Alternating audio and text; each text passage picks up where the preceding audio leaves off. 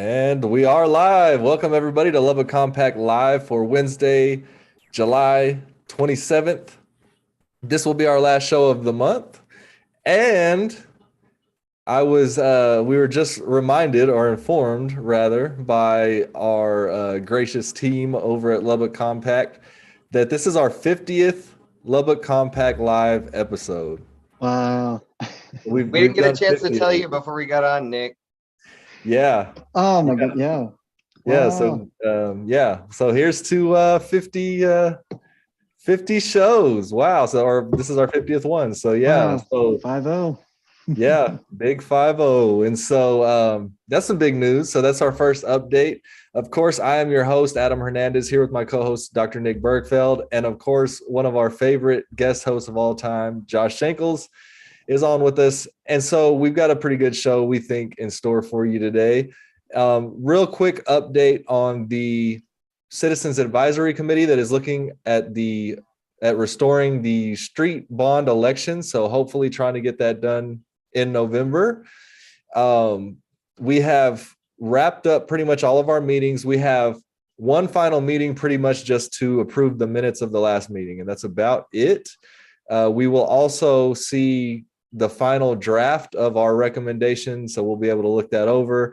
I didn't really think it was appropriate until we kind of present that to council to do that here on the show.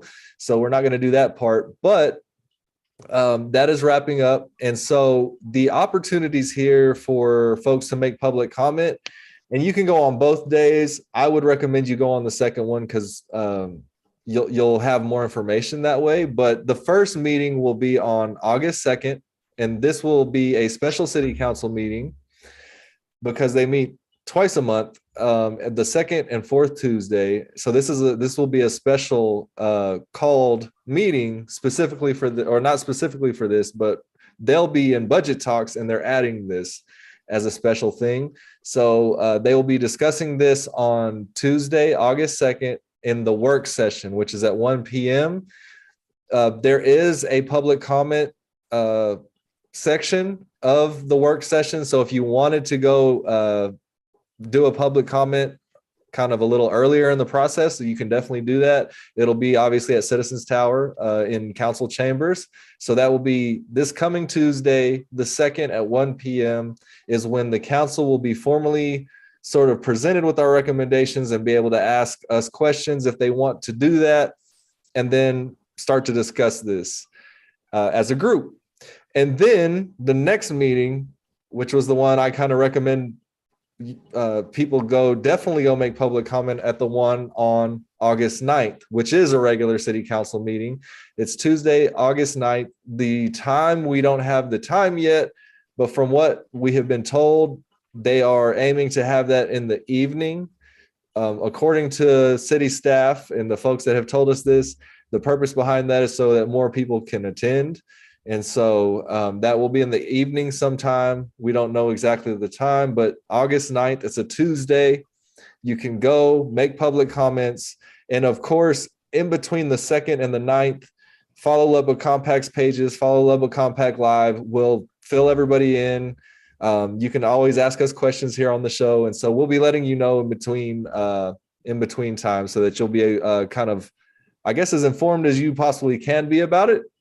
And then even if you don't go make public comments, it would be cool to just go and sit in solidarity with those who may be making public comments, or even just to hear the presentations yourself and kind of gather your own thoughts about it. So I think either way, it would be good for folks to show up.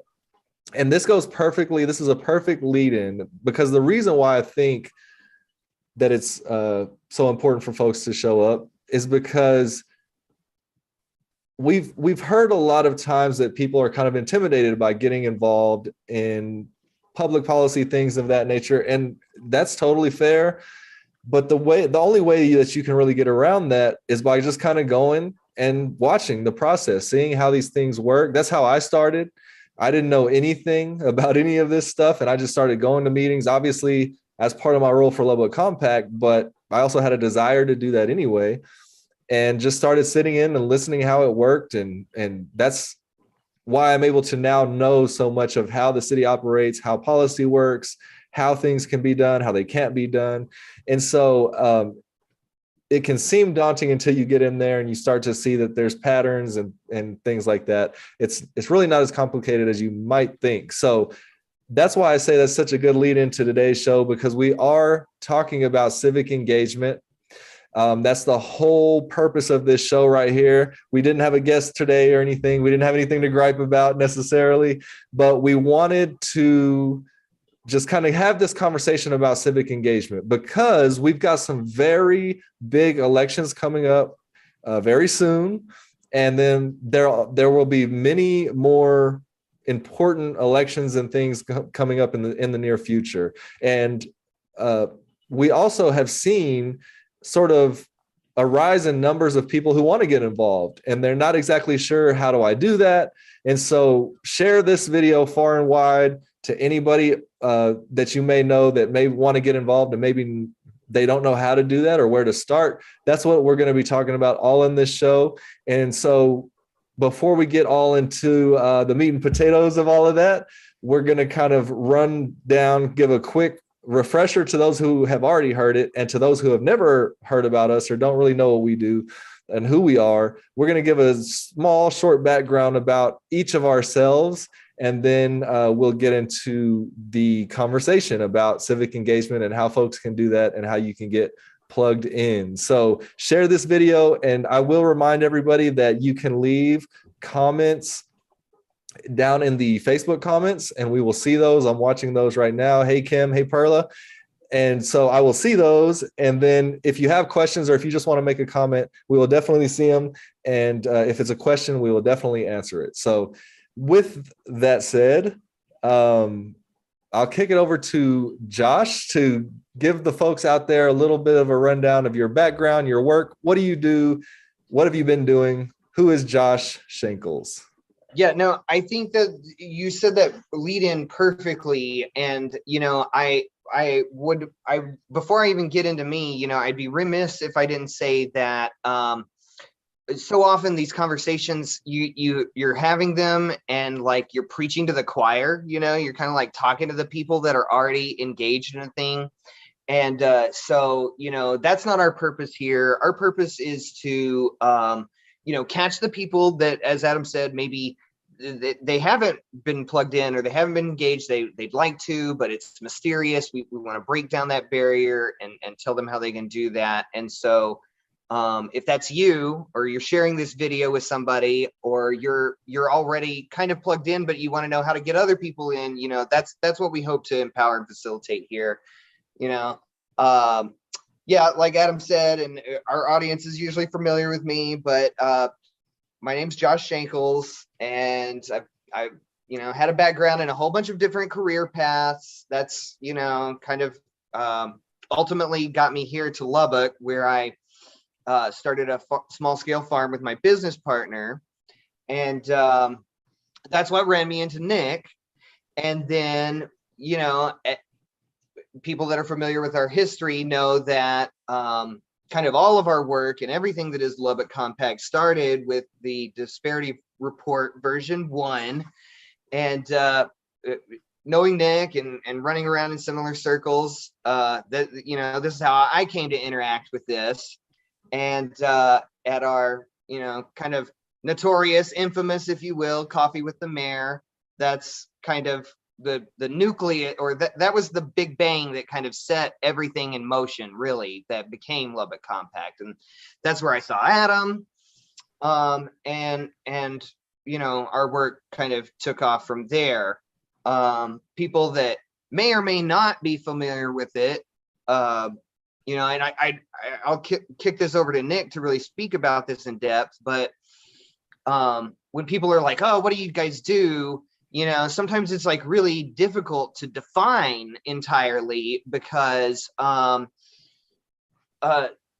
much of what we do is driven back to what the Disparity Report pointed out about our city, and how so much of that is systemically based, or based in our infrastructure, and these are fixable problems. And to fix our problems, we can look to data and solutions that are already out there and implement them. And that's how you ought to, run a city. And that all of that, doing all of that is not only the right thing to do, but it's in the interest of our city. It's financial interest, it's public safety interest, it's public health interest. And so when people are like, what do you guys do? It's a broad range of things that in some way connect to that work. Nick, have I said that right? Tell us, you're the primary author. Tell us, give the audience a refresher course and tap us in and make sure I said that right. Well, first, I think that was beautiful. And I don't want to take away from what it is that you said, because I think it's a way more succinct way of describing what it is that we do than talking about the disparity report, in detail. But to me, it really comes down to understanding where Lubbock is in its history. And every city that grows above a certain size, the nature of its politics and the nature of its policies change, right? The stakes get larger. The incentives for manipulation become higher. And that's not special about Lubbock or any other community that sees growth. And so the challenge, I think, in Lubbock is that we are coming into that period in time at the same point when traditional mechanisms of accountability, the fourth estate, journalism, sort of media, just simply that those business models that kept those things going have just absolutely fallen off the rails. And so Lubbock, as we reach this sort of point of absolute necessity and accountability, was simultaneously when our resourcing for these things went down at pretty much the exact same time. And so there was a gap in the fact that a community our size typically has an organization that is about government accountability, that behaves as a citizen watchdog to ensure that municipal government stays fair, stays honest, stays equitable. And, what is such a beautiful thing about Lubbock, and, part of the genesis of the Lubbock Compact, as Josh mentioned, is that in Lubbock, things that are ethically just and right are actually the exact same things from an economic standpoint that are right to be doing for our city, right? So there is no conflict between private development and how value can be created in Lubbock and what Lubbock needs to do to ensure an equitable and inclusive city. And so the Lubbock Compact, to me, that's what it's about, is telling the Lubbock sort of power brokers, we don't have to build any new wheels. All those wheels exist. And that we don't have challenges that are not things we can't overcome, right? We don't have to ram our head in the sand or say that these things are just simply the way that they've been and so they're the way they're always going to be, but that we can make informed choices, and that there are ways to make informed choices if you follow best practices, if you follow data. And everything to me simply flows from that point. I mean, if somebody tried to ask what is the Lubbock Compact's political orientation, it doesn't have one. It would be a technocratic organization. It is focused on numbers. It is focused on evidence. It is focused on the promotion of best practices and informing Lubbock citizens about things that are happening in City Hall and making sure that that's a two-way street. Right. And that to me is the ways that I think about it.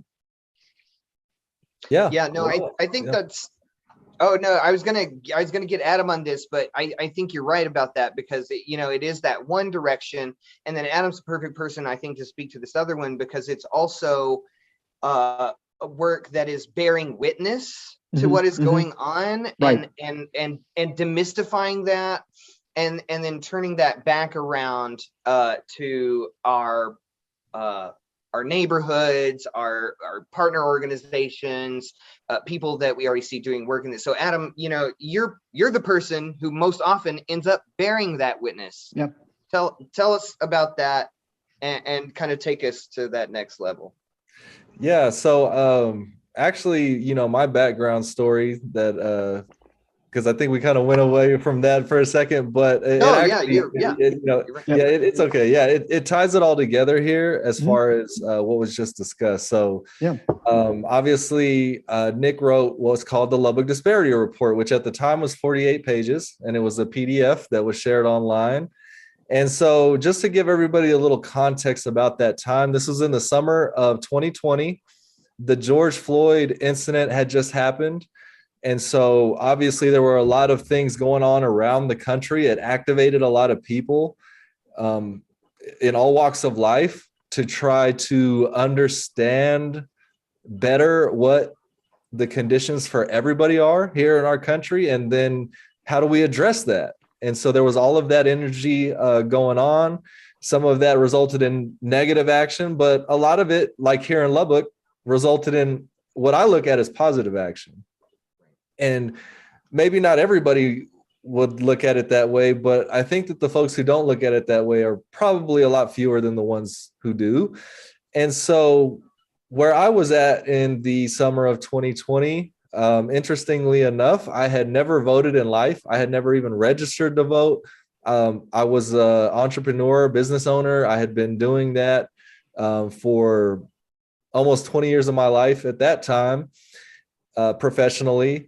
And I have had two daughters, but my oldest daughter took her own life in 2018.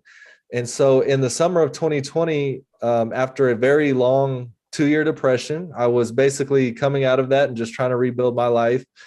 But as I was watching everything unfold, it sparked something in me because I'm a history buff. I've read about history for a long time, mostly to try to understand my own ancestry. I have Native ancestry, and unfortunately, a lot of that history is not taught to us at all. It's not conveyed within our communities because most folks don't even know that they also probably have Native ancestry. And so when I found that out, it made me really curious. I wanted to learn more about my ancestry and just what has happened in this country in general. I also just like learning about history all over the world, and so I was well aware of things that had occurred in this country, systemically and otherwise, to disadvantage this group or that over the course of time. And so it wasn't lost on me what the moment was calling for, but it was, I guess I came to a realization that I wasn't doing anything. Like I knew all of this, but I wasn't even registered to vote. I wasn't even I didn't even know who our council people were. I didn't know any of this stuff. And some things in our community, when you talk about civic engagement, there are a lot of things that can be done outside of political processes, right? But when you look just at how the world works, and especially when you know history, you know that some things, as far as civic engagement, require political action. And so I knew that. I was aware of that. And I was like, well, I'm not even close to doing any of that. And so I kind of already had this thought going in my head that I wanted to do something, but I kind of stuffed it back because, I didn't know where to start. And then I saw the Lubbock Disparity Report shared in the Laser group that was on Facebook, which was a Facebook group that was basically all of the folks here in Lubbock that wanted to do something, wanted to get engaged. And so just a place for people to connect. And so that was shared in there. I saw it, and I was aware of what the disparity report was talking about. And really quickly, without going into the details, it just outlined the policy decisions over time that caused what most people who have lived here for a very long time know, which is the city has moved in a southwest direction. Well, now it's starting to turn northwest, but for the longest time, it's been moving in a southwest direction. And as it moves southwest, the wake of it kind of loses funding, loses attention. You have all sorts of infrastructure issues. You have lacks in all sorts of resources across the board. And so we knew about that already, but I didn't know about the policy decisions behind it, and that I guess I just, maybe my mind didn't really connect how close to me these people were who were making these decisions that were leading to these outcomes. And so it just, it got me really charged up. Actually, the day that I read it, I went and printed it out and I read it. After I read it, I was charged up and I said, wait a minute, like, who's in charge right now? Like, who's in charge of Lubbock right now? I didn't know who our mayor was. So I Googled who our mayor was. And when I did that, figured out they were having a coffee with the mayor the next morning at 7:00 in the morning or something like that. And they said, well, you can come and ask the mayor questions. And so I had questions, right? I had this report printed out and I knew there was a lot of energy around it already. So I was kind of prepared for pretty much anything at that point. And of course, when I got to the United on Parkway, which for those who don't know, at 7:00 in the morning at a coffee with the mayor, you do not see a whole lot of people in there historically, right? And the parking lot itself is not going to be very full at all because a lot of people in East Lubbock at that time are either at work already or they're on their way to work or they're taking kids to school, whatever the case may be. They're just not at United. Our United is not as packed as maybe some other Uniteds in other areas of town may be at 7 or 8 in the morning. It's just not. But when I pulled up, there was a whole lot of police there. And then there was like the whole parking lot was packed. The room was packed. And I wasn't the only one apparently with questions about the Lubbock disparity report. So when the questions started getting asked, it was very quickly clear to me that the mayor at that time was standing in the gap for special interest. It was just clear to me because he was really not answering questions clearly. He was kind of trying to deflect and kind of being dismissive about the whole thing. And then it really heated up when Miss Natalie Miller at the time, Natalie Ayers at the time, now Miss Natalie Miller, started to ask her question, and she's a Black woman. The way that he treated her, and he actually turned his back to her while she was talking, it just really kind of put me in a different space. And I was kind of really not too much interested in being or having a nice conversation, I should say, with the mayor. So we had a back and forth. Now, while all of this was going on, I wasn't aware that there was a Facebook Live video being recorded of this. And so that went Lubbock viral. I saw the next morning it had some outrageous amount of views. And so that's kind of what Josh was referring to earlier, the infamous, what's now known as the infamous coffee with the mayor, which thrust me into this head first. So when that happened, at the end of that conversation, when I realized that the mayor, just wasn't going to budge on any of this stuff and really wasn't going to answer anybody's questions, I was kind of over it. I told him that I would use my vote and my voice to get him out of office. And I wasn't even registered to vote when I told him that. But his response not only gave me more energy, it gave the people who saw it in the room and experienced it, and it also gave the people who saw that video more energy because of his response. And when I told him I was going to use my vote and my voice to get him out of office, he very smugly said, "Oh, well, election's in November." And so from that day forward, I was like, okay, I'm doing something about this. I'm getting involved. I don't know who's doing what, but I'm going to find them. And so pretty quickly, Nick and others started to reach out to me. We kind of all started grouping up, and that was on a Wednesday. The coffee with the mayor was on a Wednesday. By that weekend, I think probably had the whole board at that time. Yep. To start the nonprofit organization, which is Lubbock Compact now. And so it happened pretty quickly, and we had to start moving really quickly. And so one of my first things was to work on a issue that was brought up in the disparity report about the new developments not paying for themselves. And so many of you on the show will remember the whole impact fee thing. Impact fees. Yeah. So that was my first issue, which was a big, complex issue, but we actually did get several wins on that. It was the main goal was to have impact fees so that new developments help to pay for themselves. And there was a point in time where it was looking like they may not even happen at all. So we did get impact fees. They're not set as high as we would like them, but those are in place. And then since then, as Josh also said, I'm the communications chair for the organization. And so I am the guy that does a lot of the civic engagement. I'm the guy that goes and explains public policy to folks in neighborhood associations or any group or even individuals that may need to know more about that. I'm also not all of it, obviously, but I am a part of the organization of folks to get them down to make public comments or to do this thing or that thing. And I'm also the guy that goes and sits in the city council meetings and in board meetings and makes public comments on behalf of communities across the city, depending on what the issue is. And so in so doing that, a lot of community members and folks asked me to run for mayor, so I've done that.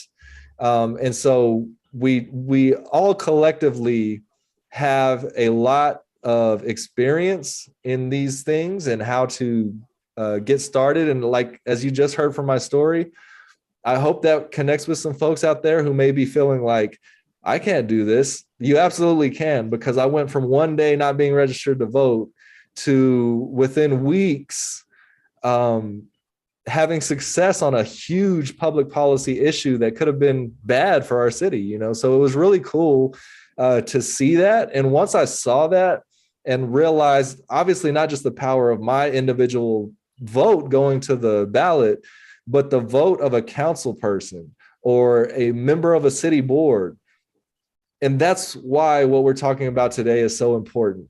And so I just want everybody out there to know, I know it can seem a little intimidating. It can seem a little bit daunting, but the thing you all have that we did not have, or I didn't have, at least a lot of these guys were kind of experiencing some of this stuff, but we didn't have a Lubbock Compact Live.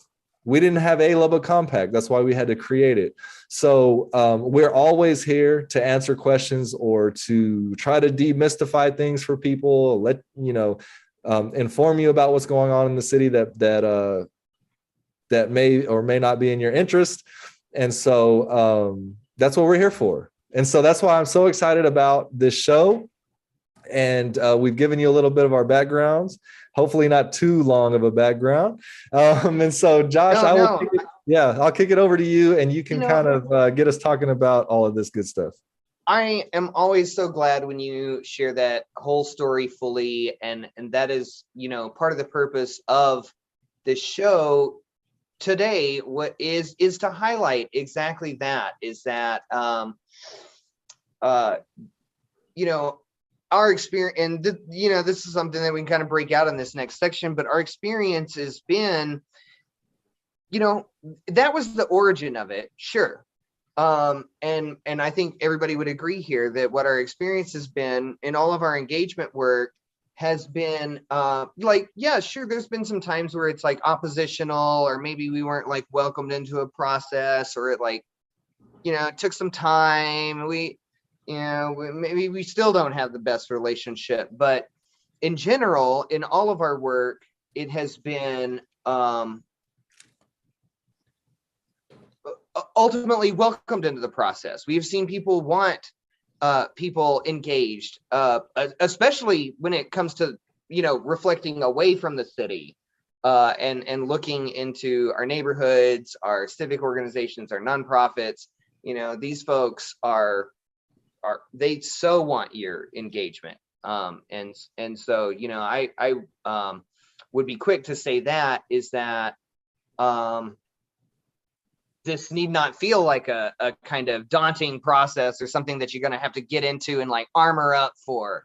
No, this is something that you can come with like your love and compassion, with your creativity. And I will say, I will say real quick, Josh, in that vein, another thing I'd like folks to know, like, and I know a lot of people like this. You're going on about your professional life, your family life, or whatever, and you at some point you don't even really realize that you're actually not around that many other people.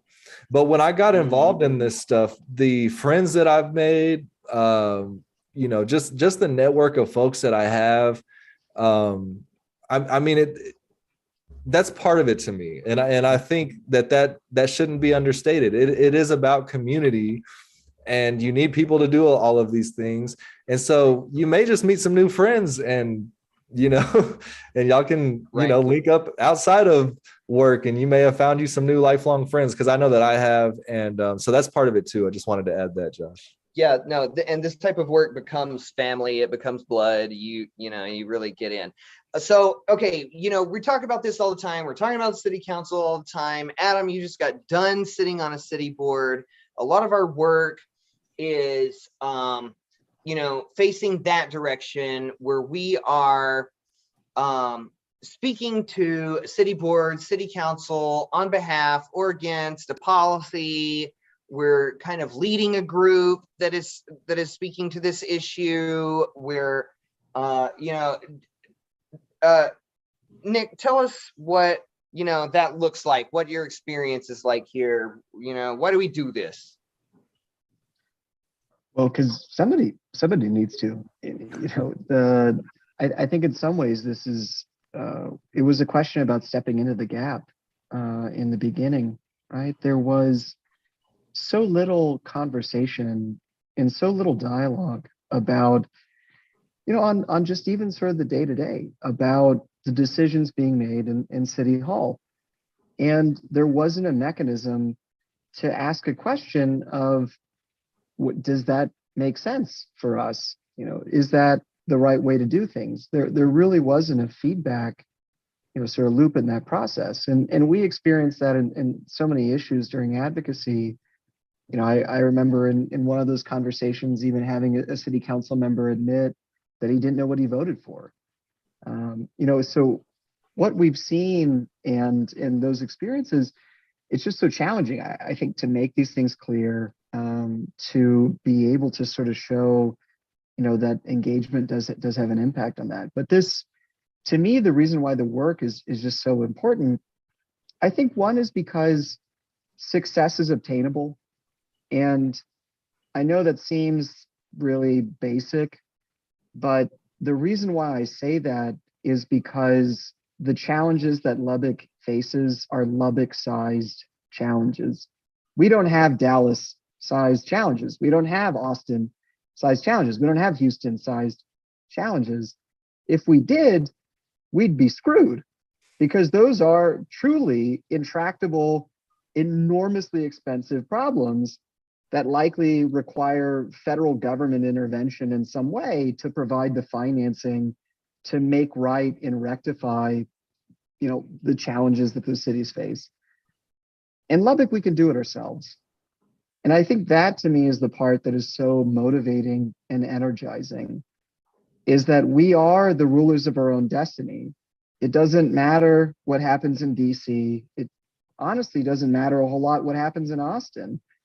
If we, as a community and our leadership, if they make strategic, deliberate, good choices and ask the question, what is to the betterment of all of us? Like, this city and where we go is incredible. And so to get there, what we need is that accountability. We have to have people that are asking, can we be better? Are we doing the best that we can? Have we thought about this in the right way? Is this the thing that's going to impact the most amount of people to the greatest benefit?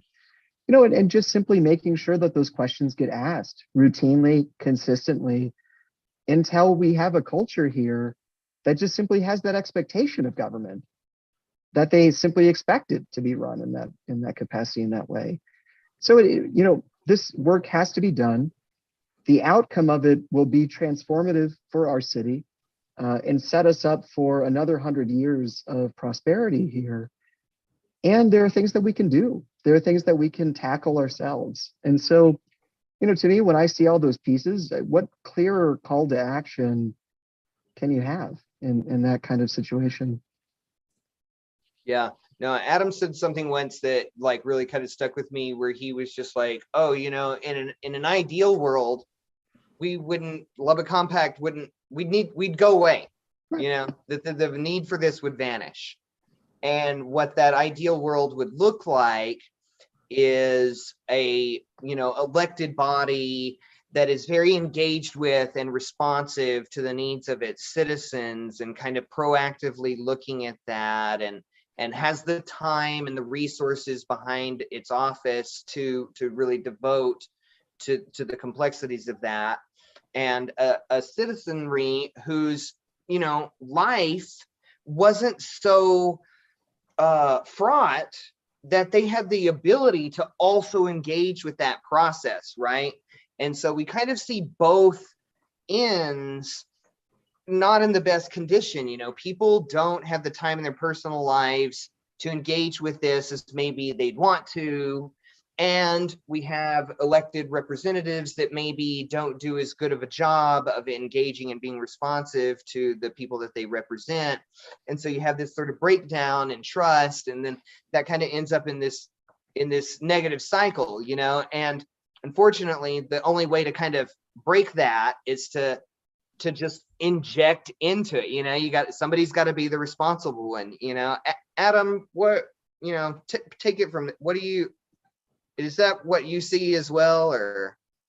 Yeah, and I think this will be a good time to start getting into what can you do, right? Right. We've talked a little bit about what we do, and we've talked about, you know, some issues that we see and some challenges. But now, like, you know, what do folks out there do? What can they do? So that's what I'd like to get into now. And so everything you just said, everything Nick just said, pretty much nailed it. And so for folks out there, and Josh kind of laid out the spectrum, right? You've got you've got some folks who can get engaged, and you've got some people who just, you completely have too much going on. Whatever your life is, you just have too much going on, and it's very hard to get plugged into some of this other stuff that we're going to get into.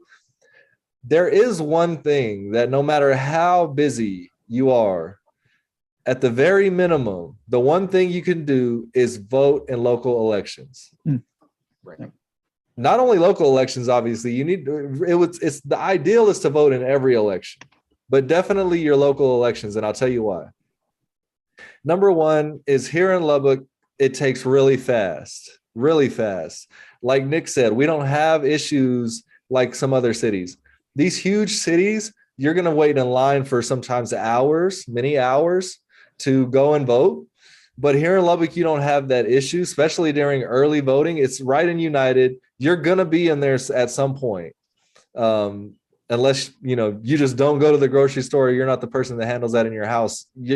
Somebody in the house has to go and secure groceries. So you're most likely in United anyway. Or there's one very close to where you live if you don't go there on a regular basis. And it takes very quickly during early voting. I think there was 10 days of early voting last time. So you got about 2 weeks of early voting that you can kind of prepare for. And that's an important thing I should add in here, is making a plan. From what we know about elections and best practices in elections is that people who make a plan to vote are more likely to go do it. And let me tell you what I mean by that. If you just say, yeah, I would like to vote, and that's it, you're liable to stay home through the whole 10 days like we just saw in this last municipal election. And there were people who were, and I believe them, I don't think they were lying. They didn't really have a reason to lie to me when they said that they wanted to vote and they were excited to vote. And then we saw them the next day after election day, and they were like, I'm going to go vote. And we were like, yeah, it's over. So, you know, and so I get it. But if you make a plan, if you say, like, because we'll let you know, there'll be a lot of people letting you know when early voting starts. There will also be a lot of people reminding you day by day that early voting is here. And so when you start to hear about early voting coming up, you can say, okay, early voting is going to be between these times. Usually on Thursday morning, I have a little time, right? Or whatever your particular situation is. Usually on Saturday or whatever that day is for you, whenever you know that you have a little time, and you'll need less than an hour. So you're not going to, you know, and if you're really close to United, you may need about 30 minutes total with travel time. And so, yeah, it's very small amount of time. You could just say, okay, on this morning right here, I'm putting it on the calendar, I'm going to go vote. And that is the least troublesome way to get involved. Now, there's another thing that I understand goes with that, which is if you don't really feel a lot of times like you have time to get involved, you may not necessarily have time to research candidates. And so I can tell you, I can't lay out all the plans for you, but I can tell you that there are many, many groups already in the city, some outside of the city who are coming to the city.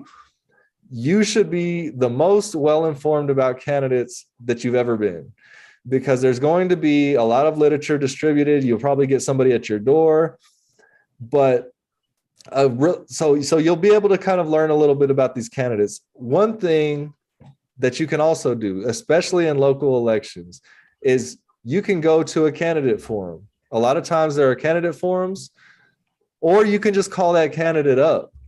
When they're on the campaign trail, I guarantee you somebody's answering the phone. Depending on if it's a state candidate, they're probably not answering the phone. But if it's a council person candidate, if it's a mayoral candidate, you're more than likely going to get their direct cell phone number. So if you can't make it to somewhere, you can call them up and just see what kind of person they are. See how the conversation goes. Ask them some questions about what they're going to do, or ask them if you have a specific issue in mind. Ask them, how do you think about this issue? And that's how you make your decision. Just like you would make a decision in a lot of things, right? Like, so when we go to buy something, for instance, if we go in a store, we don't really have, I guess, the time, and probably don't even have the desire to go research everything about this store you just walked into, right? You're going in there looking for a specific thing. If the person comes out and they're a jerk or something, you're going to pick that up pretty quickly. Likewise, if you go in there, they're professional, they sound like they know what they're talking about, all that kind of stuff, you can kind of quickly discern who somebody is, which then goes into the next part. For folks who maybe want to go a little past voting, which is getting involved in city boards, because it matters what type of person is in these seats. And obviously it matters more the higher the seat is. If it's city council, means more. If it's mayor, means more. If it's state person, national, means even more. But it matters. And that's why I would just give everybody that advice to however you can learn about the candidates and kind of pick up who they are.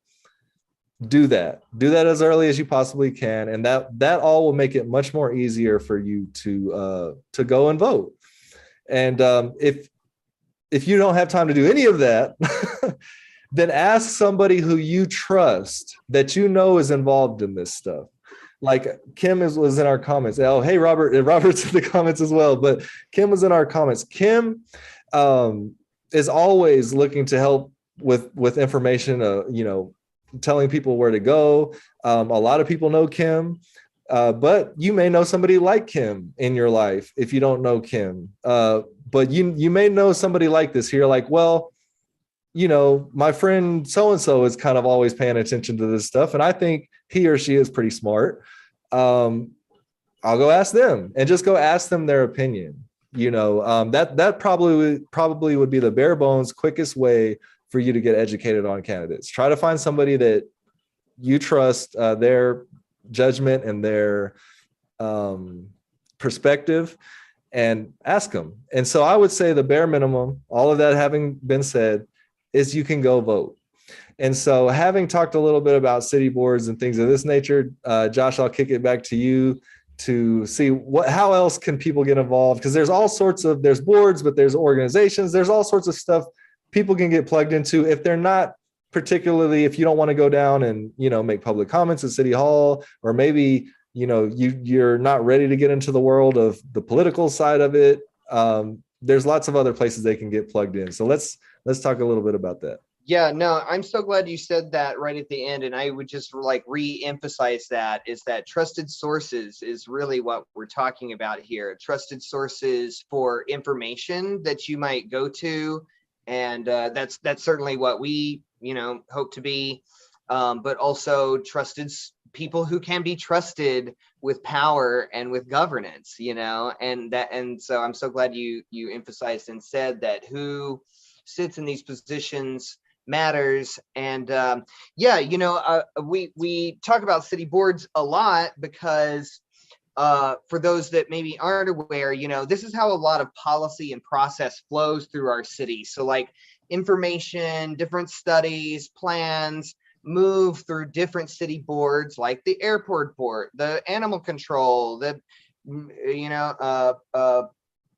zoning and adjustments boards, and then that kind of moves to the city council.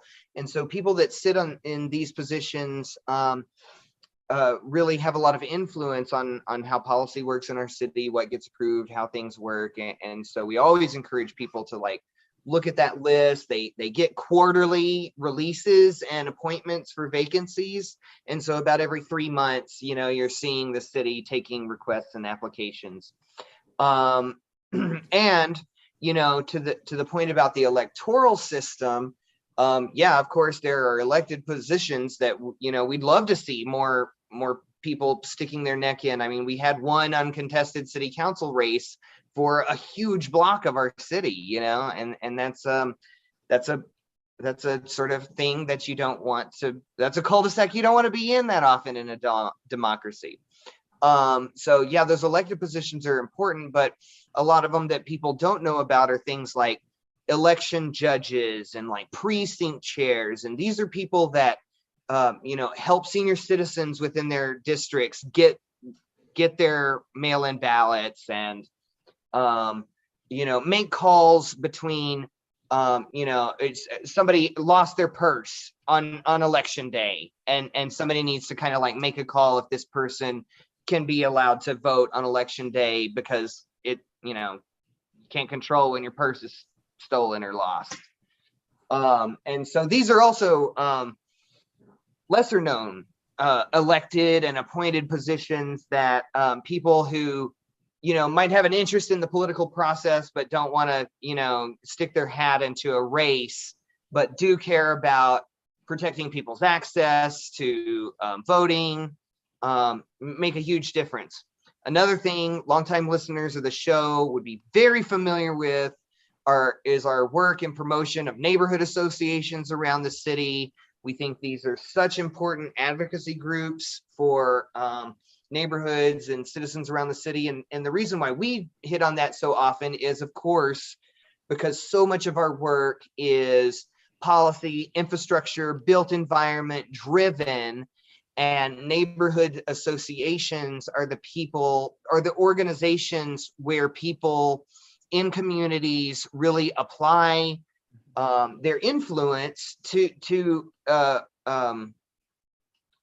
influence this situation, and so we love promoting our neighborhood associations.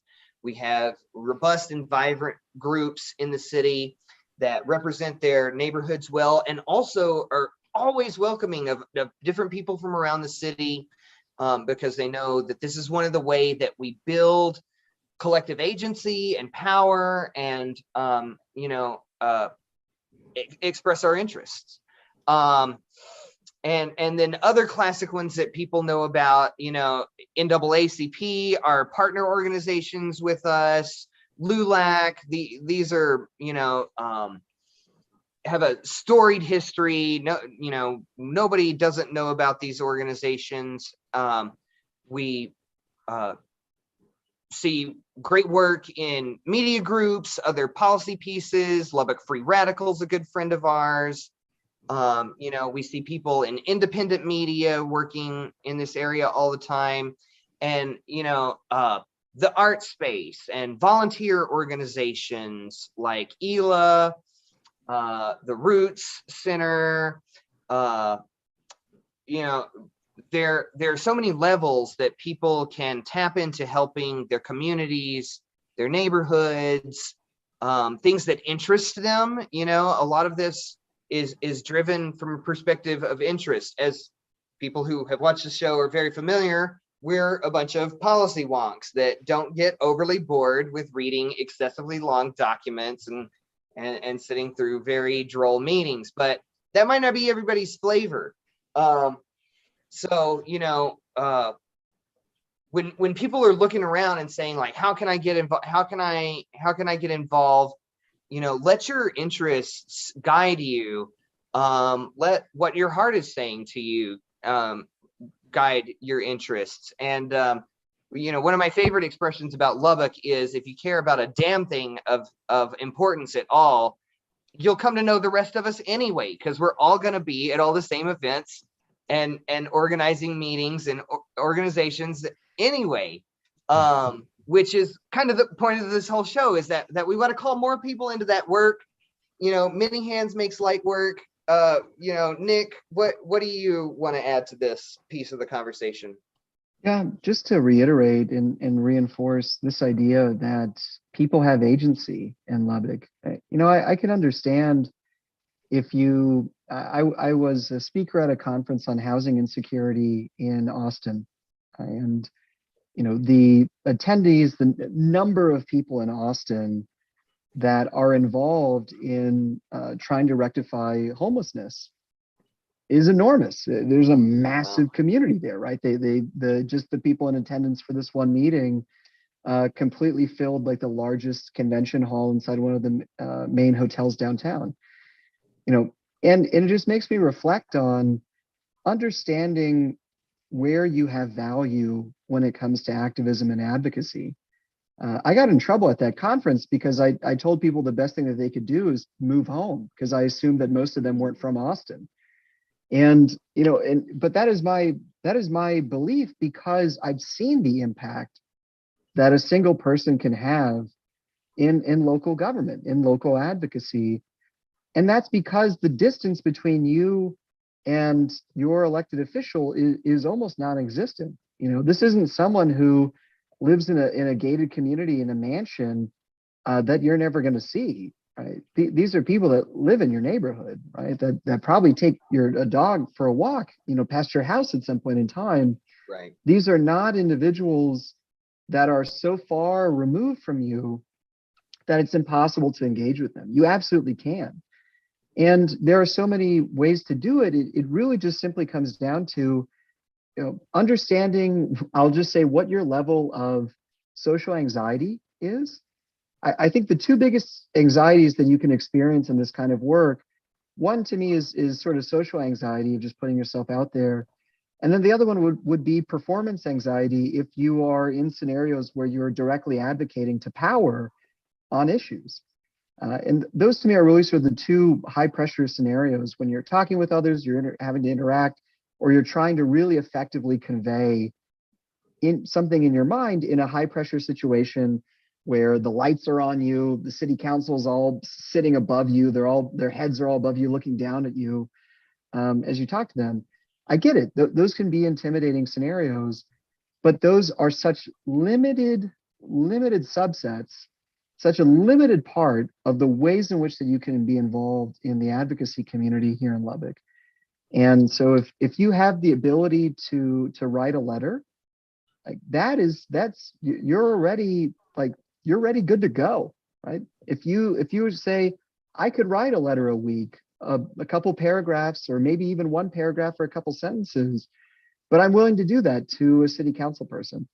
That's incredible. Do you know how many people can't do that or not willing to do that? Like, I recognize it seems so small, but even saying that, hey, I'm willing, if there was a letter writing campaign or something that was going on, I'm willing to essentially check in on a weekly basis, whatever like that, and write something. And that's the thing, is the best kind of advocacy is not form letters, right? So whenever we were doing and organizing folks for advocacy campaigns, we certainly were giving people some feedback and templates around what a letter to a city council person looks like. But when it came to the actual content of these documents, people's letters, we told them to write in your own voice. Here's some basic facts about a situation, but write it in your own voice, write it in your own language, because that is always going to have a bigger impact than just simply clicking a button and writing somebody's email address and having a form letter sent to them, right? These things have an impact. Our city council people, if you think about it from a numbers perspective, they represent less than half of what a city council person has to in Dallas, right? We're lucky in that the distance between us and these individuals is so limited. that they don't have to serve huge populations. And so as a result of that, there are many opportunities to engage. And when you do engage, you are going to punch above your weight in Lubbock than you are in some larger place, because there's just so much fewer people doing it. If I called everyone together that works on resolving homelessness in Lubbock for a meeting, we'd all fit at a table at Jalisco's. Just the comparisons there about what it is that you can achieve. And a part of it is just because there's a lot of distance for us to go as a community. There are a lot of needs and gaps that we have have not found people or with the talent or passions to step into those. So there's huge opportunities. It can start with as simple as having the ability to write, being open to writing, and really goes from there. And when you do get involved, it's going to have an impact. It's going to be meaningful because of where you are in the community that you're in. Yep. Yeah. And, no, go ahead. oh no, I was gonna say, trust us when we tell you that they are not that cool. They are not that powerful, and they will mostly let you yell at them for a great long time, or yell at you without any compunction about it. So don't be that intimidated by interacting with city council. Trust us on that one. Before I give it to Adam to I just want to emphasize to everybody that the work that needs done out there, that we're calling everybody into, it is urgent, but it need not be, so often I hear this talked about as like, oh, it's like such a burden. There's so much to get done. It's weighty, it's heavy. Right. It's true. Like the challenges facing all of us, have some heft to them. I will not sugarcoat that part, but I think it's really important to say to folks that it need not be this burden. That actually, I think of it as a really exciting challenge. What we have in front of us is exactly that, and that what our work has been in front of other people doing this work in solidarity with them is been to see them, the best of humanity out there, the most ennobling speakers, people doing the work. And that's why I do also always emphasize this story that I heard about Mr. Rogers once, is that, if you're feeling down, if things are rough, if things are crashing down around you, this is like something his mom told him when he was a young kid, and he was like watching some disaster, and she was like, look for the helpers. And I think that's like such a powerful little statement, because they're out there. I assure you of that. People are out there doing good work, and they're ready to receive you in any of that. Adam, finish this up. Yeah. So just to finish this up and to recap for everybody, I know that we talked about a lot of things and we gave you a lot of information. So it sounds like a whole lot, and there's a lot that people can get plugged into. And so I will run down again, kind of the options for where people can get plugged in. Or what you can do to get involved in general. So we know that a lot of times our city council, our state governments may make decisions that the vast majority of people don't agree with. And we see a lot of that going on right now. And so we talked about it a little bit earlier in the show, but I've seen an energy.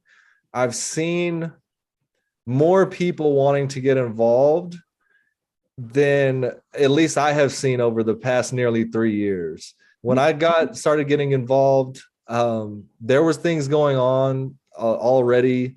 And I've kind of gotten some of the backstory from folks who were there to see it. And so I'm aware of what has happened in the past locally, as far as any sort of engagement in these kinds of issues.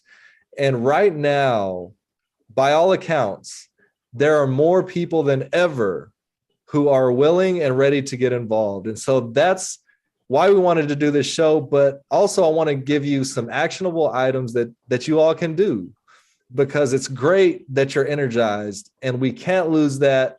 And I would just encourage everybody to stay dedicated to it. It's not always going to be easy. You're not always going to get a win. Sometimes you'll get half wins. Sometimes you'll lose terribly. But we have to stay consistent with this, because folks who are working to do things in the interest of a very small amount of oftentimes wealthy people, they're going to stay consistent. I can guarantee you that they're going to show up and vote every time. They're going to activate their communities to vote every time. And because so few of the people outside of those communities actually show up, they end up running the show.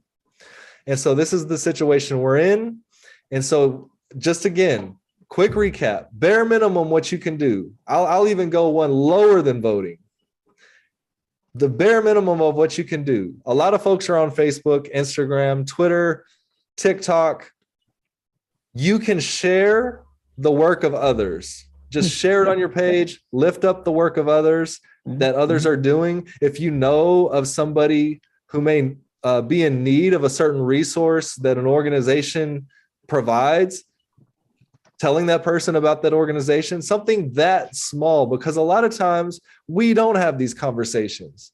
And I think that's unfortunate, because we can help a lot of people, because as Josh said, there's a lot of organizations already doing a lot of things that you're going to probably come across or think about. And so just sharing other people's work, lifting up the work of others is a really easy, quick way that's even less involved than voting. Next step would be voting, going down, making your plan. I'm going to go vote on this day. I'm going to vote for these candidates. Go down there, get it done, and be home and on about your way in about 30 minutes. Okay. So that there's the kind of second tier to that. The third tier of it past that is all of the rest of that stuff. So we talked about city boards. And as Josh said, they do these quarterly. And if you follow the Lubbock Compact page, or you can follow the city pages, we keep saying the Lubbock Compact page because that's literally part of our mission, is to keep you guys informed. So you can follow our page, and we will let you all know every single time they're calling for applications for those boards when they have vacancies. And so a good thing to remember about that is that once you put your resume in there, it's in there. And so, but it's always a good practice. Like, let's say you put it in there and you didn't get picked for a board at some specific time. If you know your application's in there and something else pops up later on, I would email my council person and tell them, hey, I'm interested. You already have my application and all that. So city boards, that's how you would do that, is oftentimes you would contact the city at the email that they provide, and you can also talk to your council person. So that's city boards. Outside of city boards, if dealing directly with policy is not your thing, which is perfectly fine. Josh mentioned other organizations. There's some that have been around long-standing, NAACP, LULAC, all these kind of things. You also have Citizens Climate Lobby. So depending on what your interests are, or kind of the changes you would like to see in your environment, whether that's locally or otherwise, there's an organization for it that has a chapter here in Lubbock. I can almost guarantee it. So Citizens Climate Lobby, there's an organization called One Lubbock that does a lot of stuff. Habitat for Humanity is a good one. And they do, their stuff is at a very specific time. So if you want to go help them out, you can do that. There's the Roots Historical Society that runs the Roots Museum in East Lubbock. They also do many other things in the community. They have a community garden and things of this nature. There are also community gardens. Some of those are run by neighborhood associations. Some of them are run by other organizations, but there's those as well, if that's something that interests you.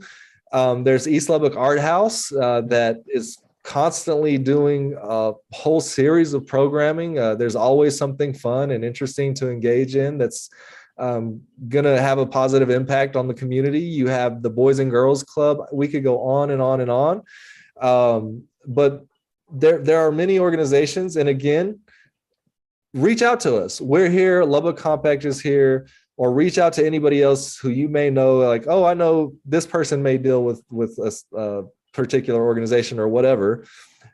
Just reach out, and you can find out all of this stuff and where you want to plug in. Also, another thing that Josh mentioned, if you're so inclined. If you want to be affiliated with a political party, you can be a precinct chair. And what a precinct chair does is they help the party reach voters. And so you can do that for a political party. And so there's a big bucket of stuff where you can plug in depending on your interest. And I will say, I guess a final one, well, not a final one, excuse me, neighborhood associations. You can just join your neighborhood association. They oftentimes have events that they will be glad to have your help with. And so you can do that, or you can be more active in the neighborhood association. A lot of times neighborhood associations have various committees that do different things. And that's also the case in political parties as well. They also have committees that do different things you could be in. And other organizations, such as the NAACP, I know for a fact has various committees with different roles. And so you'll find that there's many things there, but so neighborhood associations. And then the final one is if you do pay attention to candidates and there's a particular candidate that you would like to see win, you can sign up to volunteer to block walk for that candidate. If going door to door and talking to people is not your thing, or maybe you are not physically able to go walk door to door, you can do phone banking, which is just calling people. And those calls are for different things at different points of the campaign. If talking to people on the phone or in person is not your thing at all, there are many other things in political campaigns that you can do to help them out. There's postcards that need to be sent out. There's signs that need to be delivered. There's shirts that need to be delivered. There's all sorts of things that you can do with or without dealing with people on a political campaign. So don't be intimidated to ask them and sign up for a political campaign to help out. And so those are a bunch of different ways. And again, we know it's a lot. So if you have any questions or if you'd like to ask us, just please reach out to any of the community, people around the community who you see are doing this work as well. Reach out to them. Another good, a little jewel I'll leave you all with, First Friday Art Trail. If you go out there, a lot of these organizations will have a table out at First Friday Art Trail. So you'll be able to have some fun at First Friday and you'll get to learn maybe where you can plug in somewhere. And so that's, and also different community events. We have the community neighborhood night outs are coming up in August. I will be on Trends and Friends, I think tomorrow. Yeah, I'll be on Trends and Friends tomorrow talking about one of them. I was asked by the Heart of Lubbock neighborhood to talk about their neighborhood night out, but you have all sorts of different community events. You can go there. A lot of these organizations are there.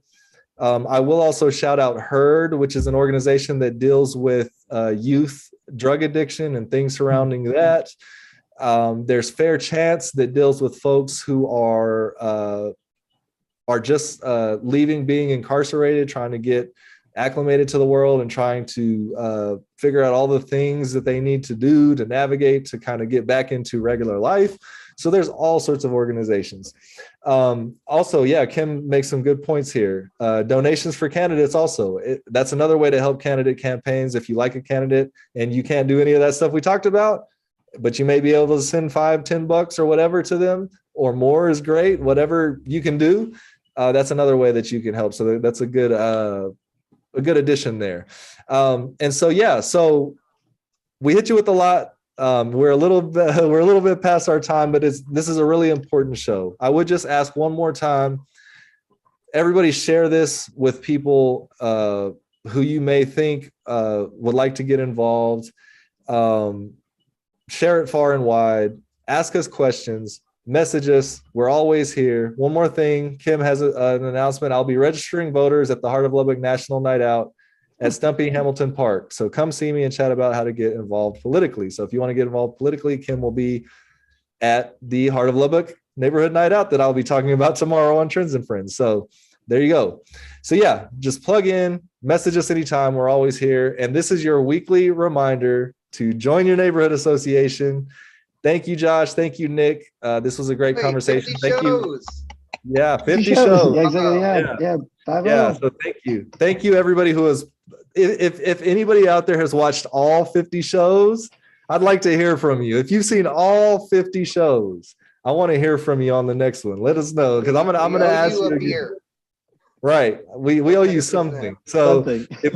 on next time show, when we come back, I'm gonna ask and see. So if anybody out there has seen all 50 shows, on the next show, you got to let us know and we'll figure something out. But yeah, so thanks everybody. Great show.